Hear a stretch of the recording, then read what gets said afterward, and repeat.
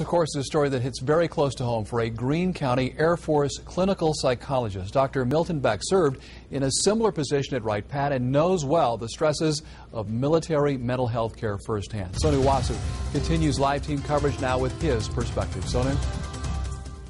Mark, the lack of mental health counselors is a big problem that both the military and the Department of Veterans Affairs has been trying to resolve. Now, this is the worst case scenario, but Cedarville University's Dr. Milton BECKNELL explains even if you can spot those warning signs, this is something no professional can prepare for or predict. One would think that a mental health professional with this level of education would be a little better protected, you know, because of their insight in having been treating people with these kinds of issues. I'm hard-pressed to explain why this can happen. An Army psychiatrist who was desperately in need of help himself. Major Nidal Malik Hassan was said to be extremely stressed out about his upcoming deployment. Being a mental health counselor helping other soldiers, in this case was unable to prevent himself from going over the edge. This is something that it's gone awry. I don't think there's any explanation for it.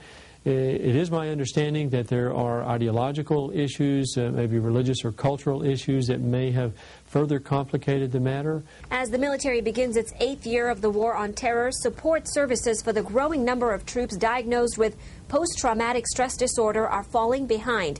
Now the events at Fort Hood are once again highlighting the need for mental health services for our soldiers. It's a reminder that each of us is human, and when we're exposed to enough stress, we can actually behave in ways that are self-destructive and destructive to others. It's inexplicable in reality.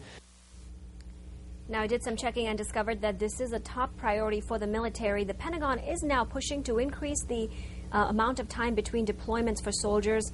They call it dwell time, and it's to help soldiers reconnect with their families back at home. Reporting live, SONU WASU 2 News on your side. And stay with 2 News for continuing coverage of the Fort Hood massacre.